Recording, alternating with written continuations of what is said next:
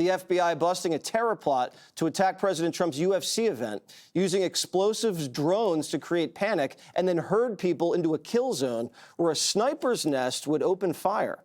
More than 4,000 people were at the White House and around 80,000 at a nearby watch party.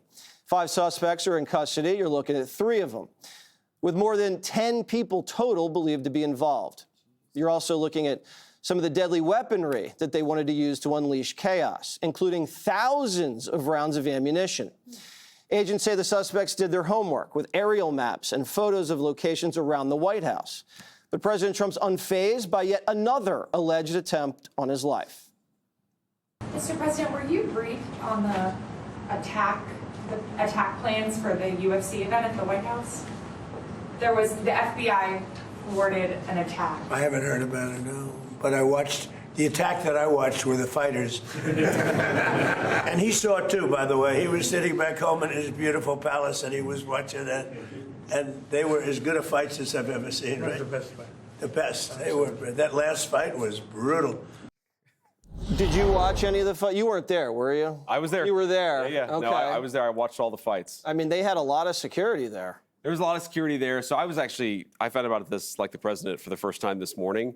And it turns out the plot was like not that advanced. They weren't in town. They had not really done that much planning. And so I get why people are so fascinated by it. I do think the political violence and rhetoric in this country is completely out of control. But thank God we've got good law enforcement, good FBI, because it didn't even get close to the point of execution. We're protected. Like, we have so many layers of protection. I mean, hell, we have 50... Sorry, FCC violation. We have 50 Secret Service agents just in this room. But what I do worry about is, like, a lot of people could have got hurt if these guys pulled this off. Not in the inner circle, not in the security detail protection, but there were 80,000 people. And those are just innocent human beings. They never asked to be involved in politics. And the fact that people were targeting them just shows how despicable the political violent rhetoric is in this country. And an amazing job by the FBI, Kash Patel, again, getting out in front of it so it never materialized. Yes, and, you know, obviously we have to be right every single time. They only have to be right once, and it wasn't advanced. Right. But there is a strain of the far left that is going down the road of becoming America's Hezbollah. And it's not good.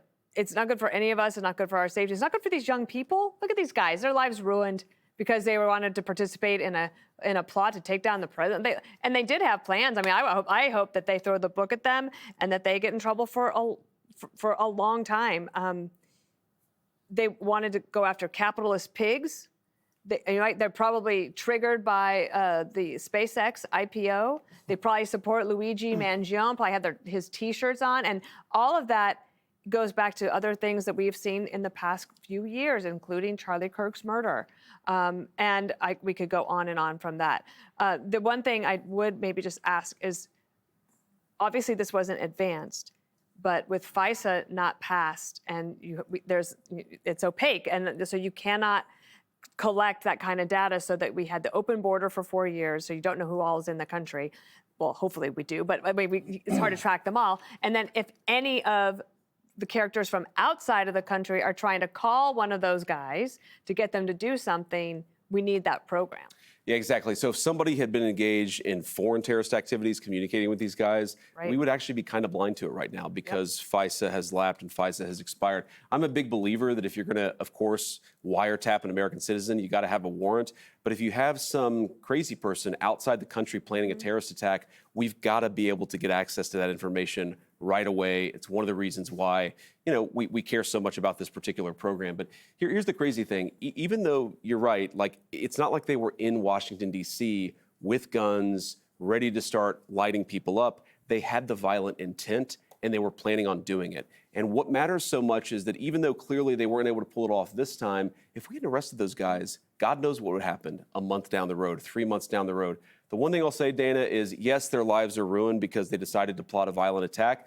Looking at their photos, I don't think their lives were in great shape before Yeah, that's true. the arrests. Unfortunately for them. Another reason, Jessica, you need the big, beautiful ballroom. It's a drone port. So you can then launch drones to counter any sort of attack.